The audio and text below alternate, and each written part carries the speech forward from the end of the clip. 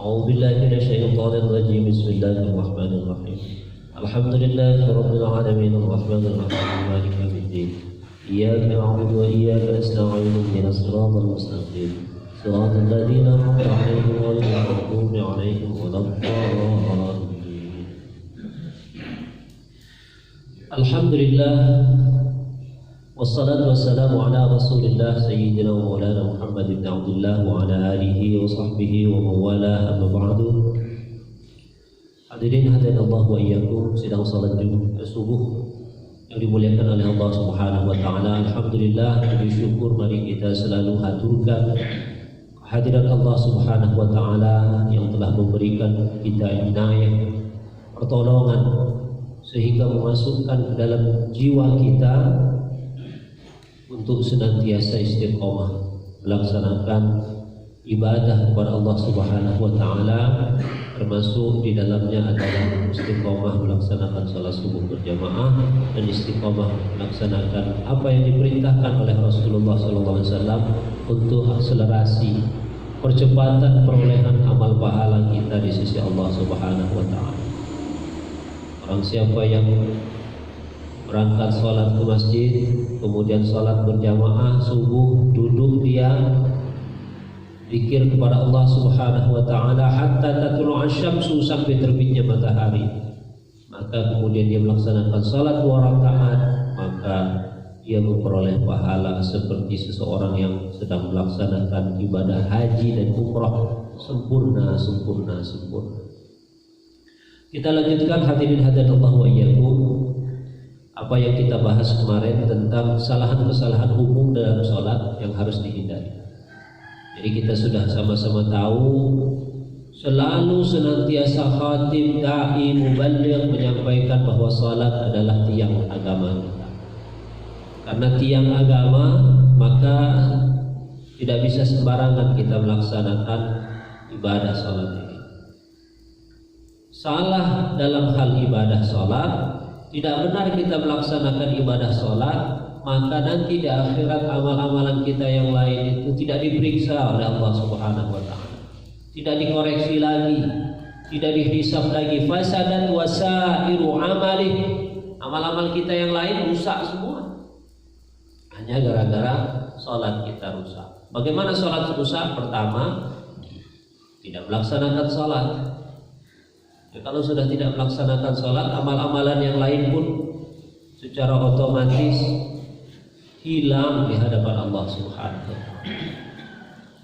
Ustaz, bagaimana? Faman ya'mal mithqala dzarratin khairan yarah. Barang siapa yang beramal walaupun sedikit, kalau dia kebaikan pasti akan ditimbang oleh Allah Subhanahu wa taala, enggak akan luput di sisi Allah Subhanahu wa taala. Begitu juga wa may ya'mal mithqala dzarratin syarran yarah.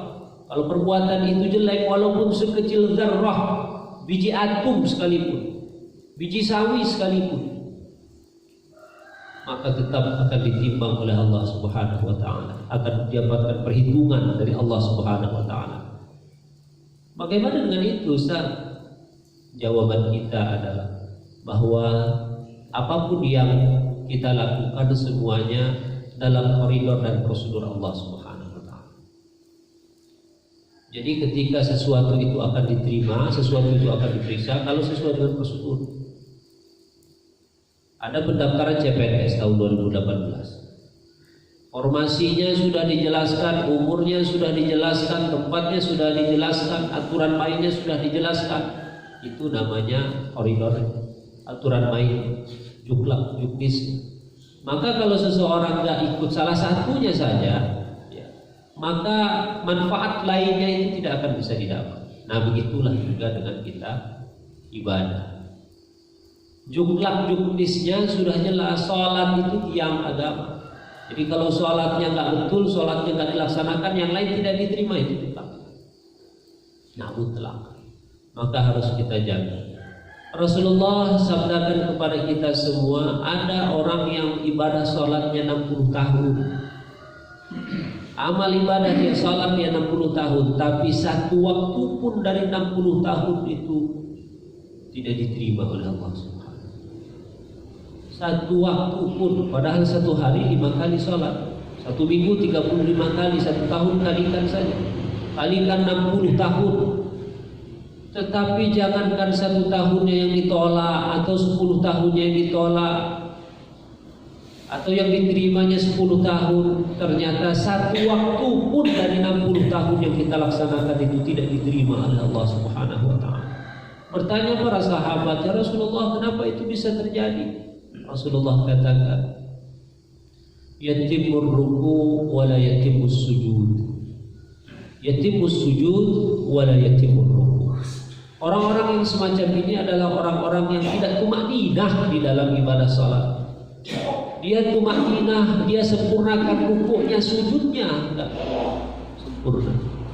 Dia sempurnakan sujudnya, rukuknya yang tidak sempurna. Kadang-kadang rukuk sujudnya sama-sama tidak sempurna.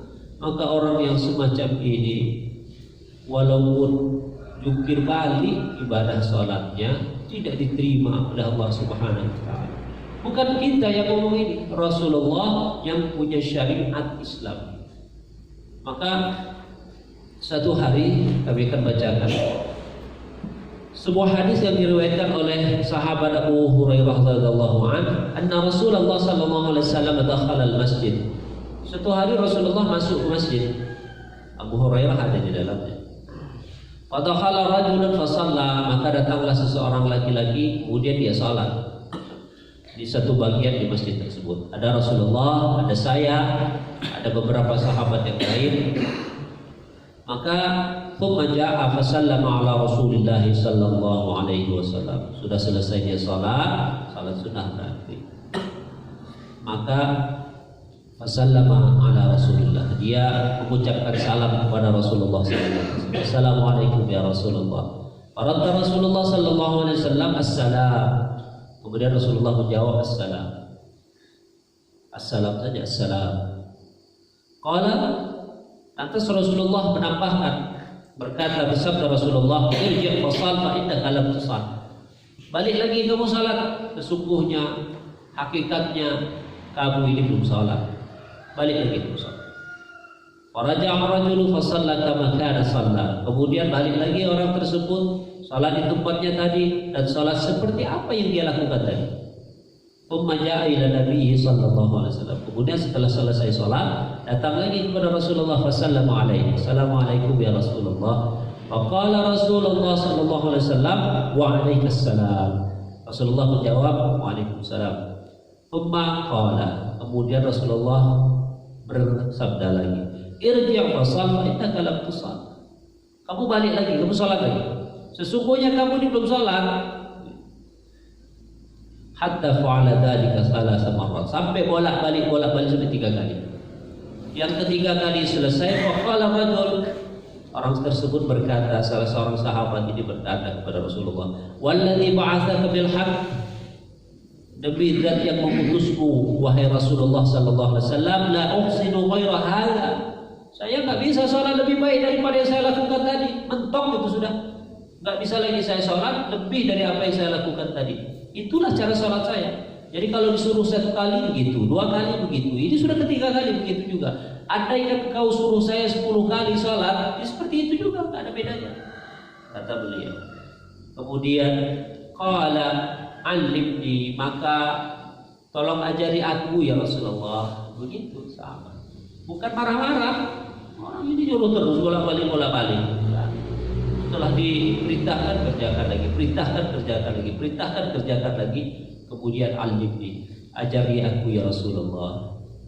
Qala idza qumta ila shalah, maka Rasulullah sallallahu alaihi wasallam bersabda, kalau engkau bangun untuk melaksanakan salat, ya, kalau engkau diajak oleh muadzinnya memanggil kita seruan untuk salat, maka fa'asbiril wudu, yang pertama yang harus kau lakukan adalah ambil wudu yang sempurna wudunya. Mastaqbilil qiblah, kemudian hadapkan wajahmu ke kiblat. Fakabbir, kemudian takbiratul ihram. Fakabbir, Allahu akbar, takbir. Takbir ini mau kita salat sendirian atau jamaah harus takbiratul ihram. Mau kita tidak masbuk maupun masbuk, takbiratul ihram. Nah, ini kesalahan ada. Maka yang kita bahas ini kesalahan-kesalahan yang umum terjadi di dalam salat. Kesalahan-kesalahan yang terjadi yang umum dalam salat ini, ada yang kesalahan yang sangat fatal sehingga menyebabkan salatnya batal, ada juga yang tidak fatal tetapi makruhnya keras, artinya dibenci, tidak baik kita lakukan. Maka sebaiknya sebisa mungkin kita tolak semua ini, kita hindari, jangan sampai terjadi kepada kita. Apa yang terjadi? Ada orang-orang yang masbuk karena buru-buru, imamnya sudah ruku, Allahu Akbar, dia takbirnya takbir ruku. Allahu Akbar, langsung takbir ruku, tidak takbiratul ihram. Yang diperintahkan oleh Rasulullah, fakabbir, takbiratul ihram maksudnya. Jadi kita takbir Allahu Akbar, walaupun imam disujud, walaupun imam di ruku, walaupun dia lagi apapun imam, kita ikuti, tetapi setelah takbiratul ihram. Maka takbir itu bisa 2 kali ketika imamnya ruku. Allahu Akbar, takbiratul ihram, Allahu Akbar lagi, kita ikut ruku bersama imam. Jadi jangan langsung Allahu Akbar, niat di dalam hati, tapi setelah niat itu langsung takbir ruku. Nah, ini yang tidak sah. Fakabbir, kata Rasulullah, takbir. Qra' ma tayassara ma'aka minal Qur'an. Kemudian setelah baca Al-Fatihah, kamu bacalah ayat-ayat apa saja yang ada di dalam Al-Qur'an yang paling mudah menurutmu. Kulhu mudah, baca itu. Kulhu bolak-balik enggak apa-apa. Yang paling mudah menurutmu. Syukur-syukur kalau ada agak dipanjangin dikit. Syukur-syukur ada variasi ayat-ayat yang lain, surah-surah yang lain. Pemarkah hatta tatma'inna raki'an, kemudian kamu ruku sampai sempurna ruku'mu, tatma'inna sampai tumanina ruku'nya, sampai tumanina. Pemarfa' hatta ta'dila qa'iman, kemudian kamu bangun, tidak maksudnya sampai hatta ta'dila qa'iman, sampai enggak lagi condong, enggak lagi goyang-goyang, enggak lagi tangannya. Nah, yang rata-rata kesalahan, mohon maaf, Allahu Akbar, ya kita ruku deh, ruku luruskan. Ruku itu tarik otot ini ditarik semua, kencangkan pinggang, punggung. Jadi kalau punggung ini kita begini ya, Allahu Akbar. Ini akan beda dengan ketika kita tarik tulang punggung. Allahu Akbar, luruskan punggung ini hatta tatma'inna raki'an. Sehingga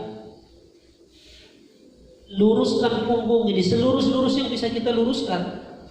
Kalau bisa minta tolong diperiksa sama orang ketika nggak sholat, kira-kira ini sudah lurus belum? Gitu. Kalau belum, kurang turunkan. Kurang naikkan. Tetapi jangan bongkok. Kalau bongkok, kita rasakan ya, otot betis sama paha ini tertarik apa tidak kalau kita ruku. Kalau kita luruskan dia tertarik, itu betul berarti. Ruku kita betul. Tapi kalau kita rukunya nggak ada rasa-rasa otot betis paha tertarik, berarti kurang sempurna ruku kita. Maka disempurnakan, tarik punggungnya, luruskan, maka secara otomatis betis itu akan naik. Tumarfa' hatta ta'tadila qa'iman. Kemudian sami Allahu liman hamidah. Kemarin sudah kita bahas ada 4 tempat di mana mengangkat tangan itu disunnahkan. Kalau yang takbiratul ihram, ada beberapa ulama yang menyatakan wajib hukumnya angkat tangan. Ya, kemarin kita sudah bahas juga angkat tangan bisa hadwa mangkibai, setinggi pundak, sampai paling tinggi adalah setinggi telinga. Hadisnya sahih semua. Jadi ada yang setinggi telinga silakan, di bawah telinga, ibhamuhu fi udhunayhi, jempolnya di bawah telinganya silakan, di antara telinga sama pundak silakan. Yang paling rendah hadul adnanya adalah yang setinggi pundak juga silakan. Sama-sama sah semua. Jadi tidak perlu kita permasalahkan itu. Itulah yang disebut oleh para ulama khilafu tanawwu. Apa khilafu tanawwu? Variasi ibadah. Variasi ibadah. Jadi Rasulullah itu nggak saklek begitu saja tidak di dalam ibadah itu. Maka setiap sahabat ketemu dengan Rasulullah, ibadah dengan beliau, meriwayatkan hadis juga beda-beda. Saya lihat Rasulullah jempol kanan kirinya itu di bawah telinga kanan kirinya ketika takbir. Oh enggak, kata sahabat satu, saya lihat Rasulullah pas di atas pundaknya. Enggak, kata yang lain, pas jari-jarinya itu setinggi pundaknya, beda-beda. Karena ini adalah tanawwu, khilaf tanawwu, variasi. Sama seperti kita baca doa istiftah, doa iftitah. Janganlah jauh bertempur. Allahumma ba'id ayn. Dan juga Muhammadiyah itu kita. Yang satunya Allahu Akbar kabiro. Orang NU itu enggak. Rasulullah di dalam riwayat-riwayat yang sahih, istiftahnya 12. Kalau mau dipakai semua silakan 12. Yang diajarkan Rasulullah kepada Sayyidina Abu Bakar, kata Sayyidina Abu Bakar, ya Rasulullah, ajarkan saya doa di dalam salat sebelum saya membaca Al-Fatihah. Apa kata Rasulullah SAW? Allahumma anta rabbi, la ilaha illa anta khalaqtani, wa ana abduka wa ana ala ahdika wa wa'dika mastata'tu.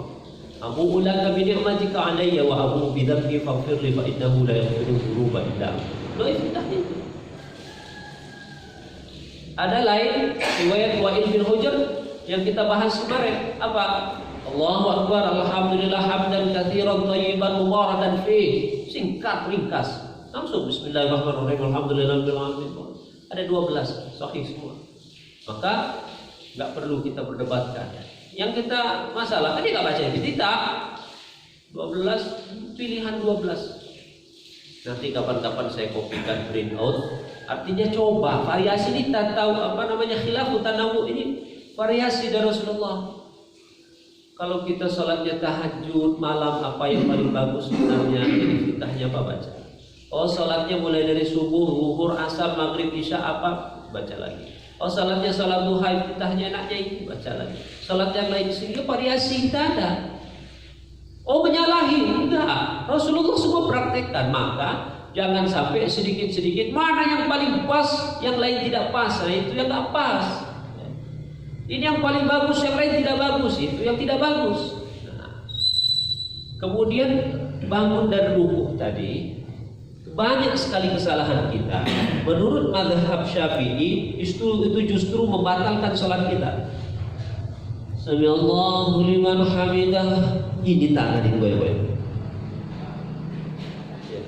Menurut mazhab-mazhab yang lain, mazhab Imam Hambali, ini makruh, tapi makruhnya berat makruh. Artinya apa? Melakukan perbuatan-perbuatan tambahan yang sia-sia. Itu makruhnya berat. Melakukan gerakan tambahan yang sia-sia. Artinya gerakan tambahan itu gerakan salat bukan? Bukan. Itu berarti tambahan yang sia-sia makruh. Tetapi kalau menurut mazhab Imam Syafi'i, lebih dari 2 gerakan batal salatnya. Maka kalau sami'allahu liman hamidah 1, 2, 3, 4, 5 sampai detik jam itulah sami'allahu liman hamidah. Itu enggak boleh. Tidak boleh. Maka ada 2 ya. Ada 2 ketika kita rukuk itu, bangun dari rukuk iktidal. Yang pertama adalah sedekap kembali. Yang kedua irsal. Nah ini juga pilihan. Kenapa sedekap kembali? Kenapa irsal? Oh ini sedekap kembali, gak ada ajarannya. Yang satunya irsal, oh gak ada ajarannya. Enggak. Semuanya diajarkan oleh Rasulullah Sallallahu Alaihi Wasallam. Menjaga agar tak begini. Kalau Sami'allahu liman hamidah, kalau langsung begini kan dia diam. Tumakninah kan? Tapi kalau Sami'allahu liman hamidah begini, lebih banyak dia goyangnya. Kemungkinan untuk melakukan kesalahan-kesalahan yang membatalkan sholat lebih banyak. Nah, tapi kalau Sami'allahu liman hamidah langsung diam, itu yang diharapkan. Nah, maka kalau yang ini namanya sedekap kembali, kalau yang begini namanya irsal. irsal ini melepaskan sami Allah. Ini penafsiran ulama karena Rasulullah mengatakan kemudian iktidal bangun sumarfa minar ruku, bangun dari ruku dan kembali berdiri seperti semula. Nah, penafsiran kembali berdiri seperti semula itu beda-beda. Kata Imam Syafi'i berarti kalau setelah ruku bangun kembali berdiri seperti semula, berarti seperti semula sebelum salat. Sebelum salat bagaimana? Sebelum salat begini, berarti kembali seperti semula. Kata Imam Hambali berarti kembali seperti semula. Itu semula apa? Semula kan begini. Berarti kembali lagi setelah kita ruku sami Allahu liman begini lagi. Nah itu. Jadi pemahaman, ya, pemahaman. Tidak ada yang salah. Tidak ada yang salah. Yang salah itu yang tangannya goyang-goyang sampai membatalkan sholat. Lagi. Hadirin hadanallahu wa iyyakum, itu yang disampaikan oleh Rasulullah. Fakabbir tsumma rfa' hatta ta'tadila qa'iman, sampai semua tulang kita kembali lagi. Ya, sampai tulang kita kembali lagi seperti semula. Itu yang namanya iktidal, baru sempurna iktidalnya. Sampai ta'tadila qa'iman, sampai kita tegak seimbang. Ta'tadila itu iktidal, itu seimbang artinya. Jangan kita sami Allah udah badan masih condong, kepala masih pusing, sudah langsung sujud lagi, belum tumakninah. Tumakninah itulah yang menjadi kunci salat. Enggak tumakninah batal salatnya. Masjud hatta tatma'inna sajidan, kemudian sujud, tumakninah di dalam sujud. Sumarfa hatta tatma'inna jalisan, kemudian duduk di antara dua sujud sampai tumakninah lagi. Enggak buru-buru salat. Tidak ada tumakninah di dalam sujud, di dalam duduk di antara dua sujud, di dalam ruku, di dalam iktidal, batal salat kita. Artinya apa? Goyang-goyang. Tsumma fa'al dzalika fi kulli salatika kulliha, kemudian lakukanlah perkara ini, hal-hal yang saya sebutkan tadi, kata Rasulullah, di dalam tiap rakaat di dalam salat. Itu yang diajarkan Rasulullah. Maka hadirin hadanallahu wa iyyakum, kita harus hati-hati. Kembali lagi hati-hati betul di dalam kita melaksanakan sholat. Ruh kunci dari ibadah kita adalah sholat. Sholat kita tidak benar, maka tidak sah sholat kita. Dan ini harus pakai ilmu, harus pakai ilmu. Nggak bisa kita mengandalkan dari kecil memang kita nggak ngaji, ngaji pun sekedarnya, kemudian tidak khusus di dalam masalah fikih kita selami, kemudian sampailah kita besar, sampailah kita dewasa, kemudian kita merasa cukup dengan yang ada. Jangan, rugi kita.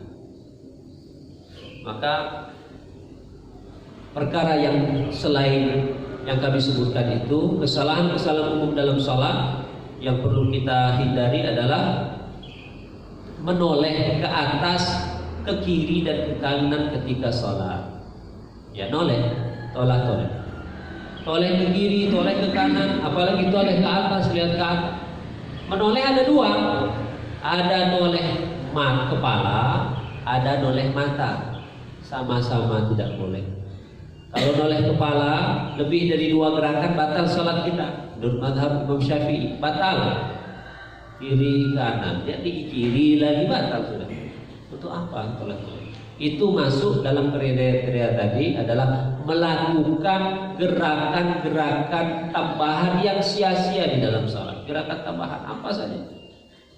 Benarkan baju, benarkan kancing, segala macam, 3 gerakan lebih, 2 gerakan lebih. Tetapi kalau menurut mazhab Imam Hambali makruh jiddan. Kenapa disebut makruh jiddan? Ini bukti hati tidak hudur. Ruh salat itu kan 6. Khusyuk, hudur, faham, haibah, raja, haya. Ruhnya salat. Jadi kalau yang pertama khusyuk itu khasya'ah. Kita ngerasa salat ini betul-betul diperhatikan oleh Allah Subhanahu wa taala, intinya begitu. Khusyuk. Hudur yang kedua, enggak hanya sekedar diperhatikan tapi hati kita hadir. Hadir itu bukan hanya sekedar salat. Kita lagi ngobrol. Bisa jadi kita ngobrol, teman kita semangat 45 ngomong, kita tuh badannya di sini, hatinya di pasar. Jadi kira-kira pempes yang saya beli tadi malam ini laku udah, gitu kan? Ini kira-kira terus ngobrol. Tapi ngobrolnya tuh hati dia tidak di tempat, ini tidak hadir memang. Tidak hadir. Dan hadir ini adalah ruhnya sholat. Maka kalau kita sholat, kadang Allahu Akbar takbir, kunci yang hilang berapa hari bisa ketemu. Gara-gara hati kita nggak hadir. Itulah bisikan syaitan. Nah, toleh itu membatalkan kalau dia gerakannya lebih dari 2. Tetapi kalau dia tidak lebih dari 2, dia dibenci oleh Allah Subhanahu wa taala. Wa ikhtilasun yakhtalisuhu syaitan min salatil 'abdi, kata Rasulullah. Siti Sayyidah Aisyah bertanya radhiyallahu anha kepada Rasulullah SAW, bertanya beliau, "Ya Rasulullah, apa pendapatmu tentang orang yang toleh di dalam sholatnya? Sholat toleh, tengok kiri, tengok kanan." Apa Rasulullah bilang? Ia merupakan curian syaitan yang dilakukan terhadap sholatnya hamba. Curi. Maksudnya curi itu apa? Kalau kita punya hartanya 100.000, maka dicuri oleh syaitan. Semakin sering dicuri, semakin sering habis duitnya. Begitupun sholat ini mulai dari takbir sampai taslim, ini adalah mengumpulkan pahala-pahala di sisi Allah Subhanahu wa taala. Kumpulkan pahala-pahala. Maka ketika kita toleh ikhtilas, ini namanya curian. Jadi dicuri oleh syaitan, habis pahalanya, curi lagi. Termasuk juga mata, tengok mata, lirik ya. Kalau mata itu lirik, itu juga salah. Maka Imam Al-Marwazi itu punya kitab tentang sholat yang teramat lengkap, luar biasa. Imam Al-Marwazi itu seorang ulama besar yang kata ulama-ulama lain, beliau 40 tahun dalam kebodohan dan 40 tahun dalam kealiman. Ini penyemangat kita ini. Imam Al-Marwazi, orang yang tidak tahu apa-apa, tidak pernah ngaji, sampai umurnya sudah 40 tahun. Ditambah 15 tahun akhir baliknya, 55 tahun. Di dalam umur sampai 55 tahun di dalam kebodohan.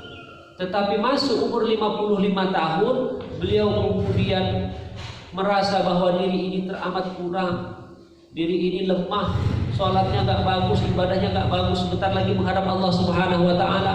Maka diperbaiki sholatnya dengan cara belajar kepada ulama-ulama. Umur 55 tahun baru mulai ngaji umur 55 tahun. Tetapi di akhir hayatnya 40 tahun sisanya, beliau diberikan umur yang panjang, 40 tahun sisanya jadi ulama besar. Terkenal sekali, kitab-kitabnya banyak.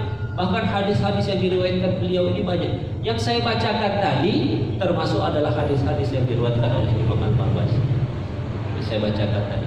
Bagaimana seorang 60 tahun tidak diterima sholatnya satu waktu pun, Imam Al-Marwazi. Beliau itu kalau sholat, diceritakan oleh para sahabatnya, pernah satu kali ketika sholat jamaah, beliau jadi makmum. Ketika sholat jamaah, sampai teman-teman yang lain itu bingung. Ada datang kumbang, kalau di Arab itu lalat darah namanya. Kalau kita di sini apa? Jadi lalat yang besar dan dia memakan darah. Tuh kena kuping. Ya. Kalau di sini apa namanya? Tuh digigit kuping beliau. Sampai darahnya ngucur memenuhi jubahnya. Kalau kita di sini vital. Ya, kalau di sini sebesar itu, kalau di sana agak besar dikit lah ya. Besar kayak tawon mungkin. Tuh sampai berdarah telinganya, sampai ngucurkan darah ke jubahnya. Sampai banyak. Beliau tidak begitu sekalipun. Tidak terasa. Kalau salat, Allahu Akbar mulai dari takbiratul ihram sampai tahiyat sampai salam, dipisahkan oleh salam, itu dagu selalu di leher. Saking khusyuknya. Nempel gitu. Jadi mata pandangan itu selalu di makan sujud, tempat sujud, nggak oleh kemana-mana. Sampai dagunya temu leher beliau. ulama Imam Al-Marwazi. Ikhtilasun yakhtalisun syaitan, ini adalah kuliah. Ma balu aqwamin yarfa'una absarahum ila samai fi salatihim fashtadda qawluhu fi dzalika hatta qala. Maka kenapa orang-orang mengarahkan pandangan matanya ke langit ketika mereka sedang salat, kata Rasulullah, sampai beliau meninggikan suaranya. La yantahunna an dzalika aulad tuqaffanna absarahum, adalah mereka menghentikannya atau Allah akan menyambar penglihatan mereka. Apalagi tengok ke atas, itu sangat tidak dianjurkan oleh Rasulullah SAW. Kemana mata kita memandang? Ke tempat sujud, maka harus sujud. Bagaimana kepalanya terserah, yang penting tempatnya tempat sujud. Dipejamkan atau dibuka? Kalau dipejamkan makruh, dibuka. Dibuka itu kapan saja, mulai dari kita takbir sampai kita salam. Berarti sujud sama rukuk dibuka. Ada penelitian. Ketika kita rukuk, ketika kita sujud, mata terbuka dengan tertutup, itu faidah untuk kesehatannya jauh lebih banyak mata yang terbuka. Maka betul lah. Jadi mata itu terbuka mulai dari takbir sampai salam itu terbuka. Tempat sujud kita lihat. Jangan tertutup. Karena Pak, saya ini kalau sholat khusyuknya kalau kita tutup mata. Kalau kita buka mata nggak khusyuk. Kata siapa? Justru terbalik. Kalau mata ini terbuka, pandangan kita mentok jarak 50-100 meter terbuka. Apalagi kalau di dalam masjid, mentoknya itu paling 20 meter. Tapi kalau tertutup, Allah, Jakarta Monas kelihatan tertutup.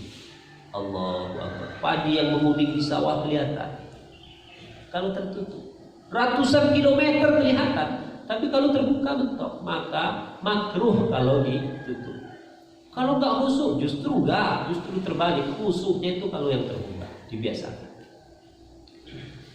Hadirin hadirallahu wa iyyakum, itu yang ke berapa ya kemarin? Kemarin sudah 3, keempat. Yang selanjutnya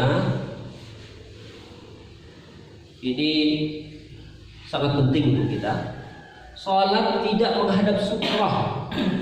Sutrah itu apa? Penghalang. Salat tidak menghadap sutrah.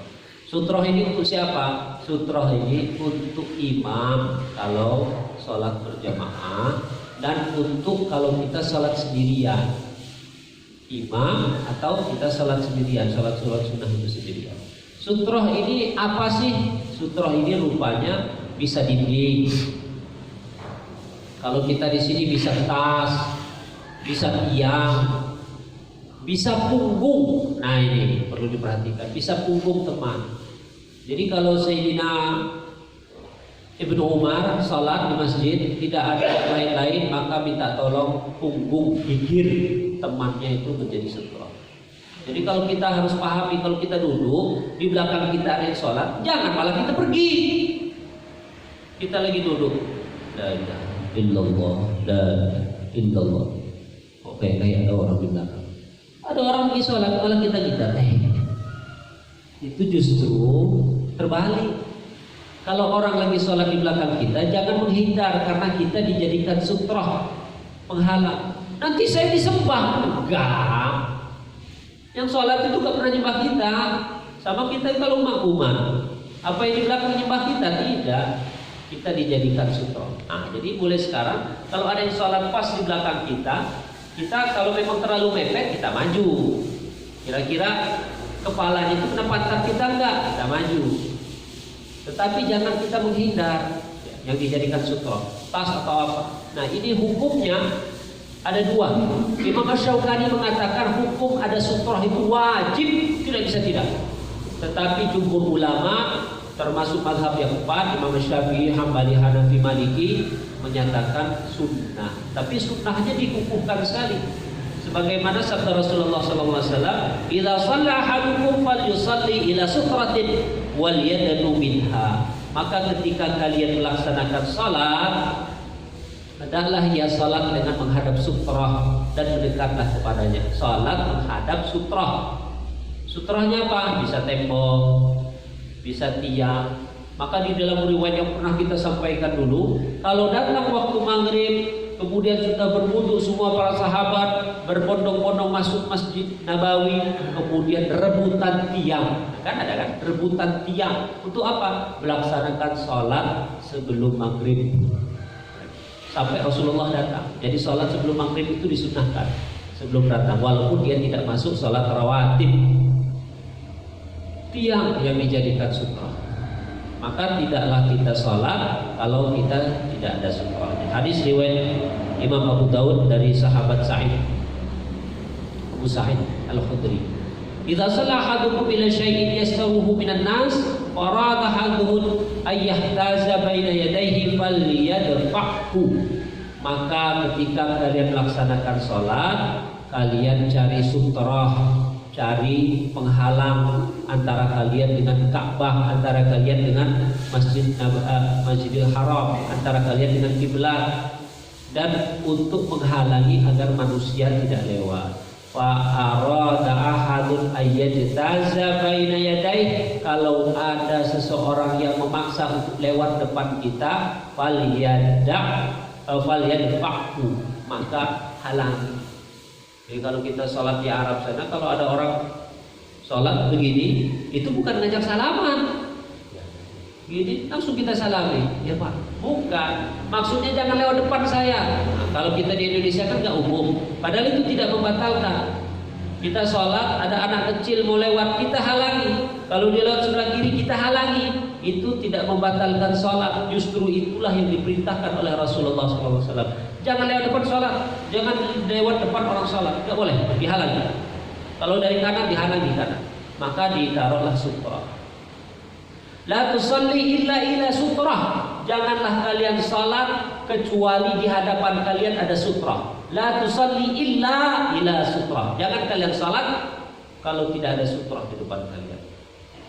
Wala tada'a hadan yamurru baina yadayk, dan hendaklah kalian mencegah kalau ada orang lewat di depan kalian.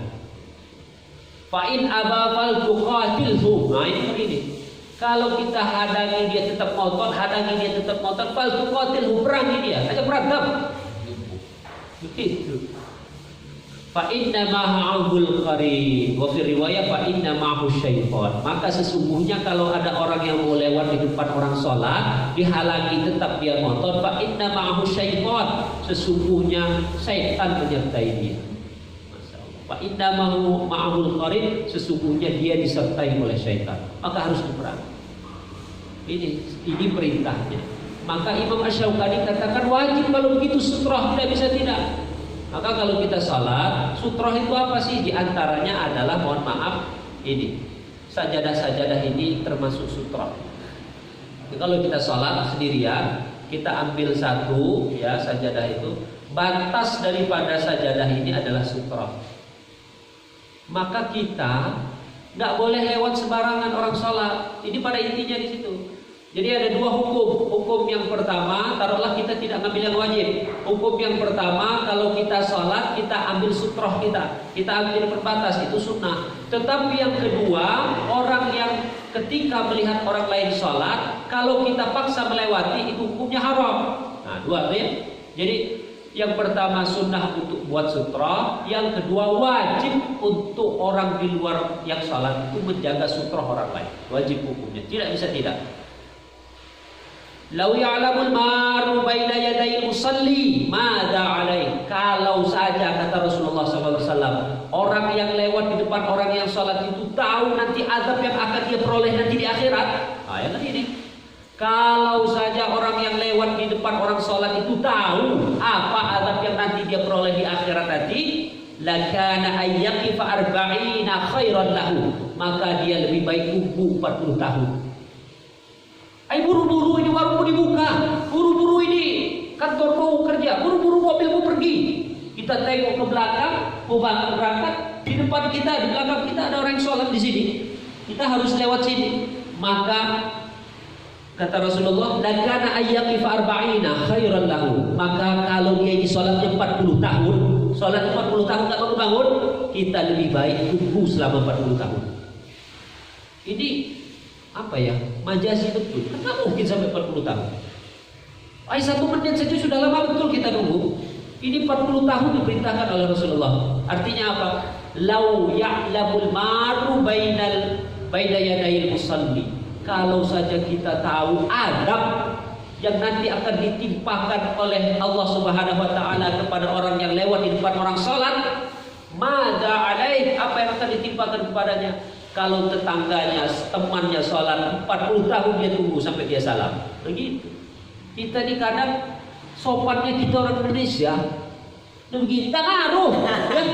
Berisi Pak, mohon maaf Pak, ya Allah, astagfirullahaladzim. Tetap kita lewati, nggak ngaruh, nggak boleh. Ya, benar ini. Ya. Jadi walaupun kita sopan apa lagi, kita nggak sopan capang ukur, kan langsung lompat-lompatin kepala misalnya, lompat-lompatin. Insyaallah. Min ayyamurra baina yadayhi, ketimbang dia melanjutkan perjalanannya melewati orang yang sholat. Hadis muttafaqun alaih, sahih, hadis yang diriwayatkan oleh Imam Al-Bukhari dan Muslim. Maka kalau kita mau melewati orang yang sholat, hukumnya haram, wajib untuk tidak. Nah ini yang sering terjadi sholat Jumat. Maka ayo kita sampaikan sama teman-teman kita, nggak paham kita ini. Maka tidak membatalkan kalau kita sholat, kita begini. Kenapa? Kita jaga sutroh itu sunnah, jaganya sunnah. Tetapi kalau dia memaksa, kata Rasulullah ada perintah fal tuqatil, ajak berantem. Kalau ngeyel nggak boleh, tapi nggak usah ngomong ya. Nggak boleh lewat, nggak boleh lewat, nggak usah ngomong, isyarat saja tangan. Tapi kalau dia tetap maksa, kita itu bukan untuk diri kita, bukan untuk Allah Subhanahu wa taala, untuk dia sebenarnya. Saya lagi sholat, astagfirullahaladzim. Kan tahu deh, barangkali melek ini, barangkali kita nggak lihat kalau lagi ada orang sholat. Kalau jamaah wah ribuan kan tak kelihatan mana yang lagi sholat mana yang nggak, kalau berdiri semua. Ternyata ada yang lagi sholat, ketika tangannya begini, astagfirullahaladzim, jangan dilewati. Dia membantu kita untuk kita tidak berdosa. Mada alaih. Kalau kita perhatikan apa azab yang akan diterima oleh seseorang yang melewati orang yang sholat, kau tidak tahu, kata Allah Subhanahu wa taala. Rasulullah SAW, kalau tahu walaupun 40 tahun ditahan.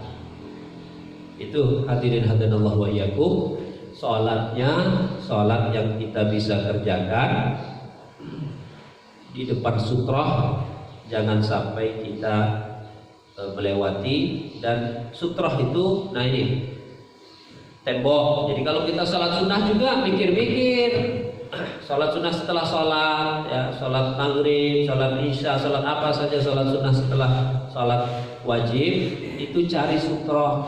Jangan juga membuat peluang untuk orang lain berdosa. Sudah sholatnya sunnah, ambil tempat posisi di belakang sendiri, depan pintu, kerok orang keluar. Sholatnya lama, bingung orang. Ini kata Rasulullah 40 tahun, tapi udah kebelat. Nggak bisa nunggu bermenit-menit. Mau keluar orang yang sholat di depan, betul. Nah, maka fungsi salah satu sajadah ini, satu kotak itu adalah sutroh. Maka mohon izin, mohon maaf, kalau kita terpaksa harus lewat, maka lewatnya di depan sajadahnya. Nah, bukan tidak boleh. Kalau dia paling ujung, kemudian sampai dia di sana tidak boleh dilewati, bukan. Maka tidak boleh melewati sutrohnya. Umpamanya ini kamera ini sutroh nih, kita sholat di belakang kamera, maka nggak boleh di tengah-tengah itu dilewati. Bagaimana kalau lewat depannya? Boleh. Bukan tidak boleh, mulai dari sholatnya sampai dengan mentok tembok nggak boleh dilewati, bukan. Nggak boleh dilewati sampai sutrohnya. Maka kalau dia tidak pakasang sutroh, itu jadi masalah. Nah, sutroh itu sebelah mana ini? Waduh, nggak ada sutroh, udah kita tunggu saja. Tapi kalau pakai sajadah yang begini atau sajadah dia bawa sendiri, maka melewati depan sajadahnya itu tidak termasuk di dalam hadis ini. Tapi kita banyak lagi sholat rapat-rapat, ba'diyah Jumat, lagi sholat kan rapat itu sholatnya. Dan pasti kalau kita lewat tidak mungkin di depan sutroh, pasti di hadapan dia di dalam sutroh. Maka ketika teman-teman kita sholat sunnah, kita tunggu dulu. kita tunggu dulu, sabar, atau cari garis lurus yang kira-kira tidak melewati orang sholat. Ini kalau pemahaman kita di Indonesia sopanan, bukan sopan nggak sopan lewat orang sholat, bukan nggak sopan, diharamkan oleh Allah Subhanahu Wa Taala, nggak boleh. Itu hadirin Allah wa iyyakum, masih banyak yang mau kita bahas nanti.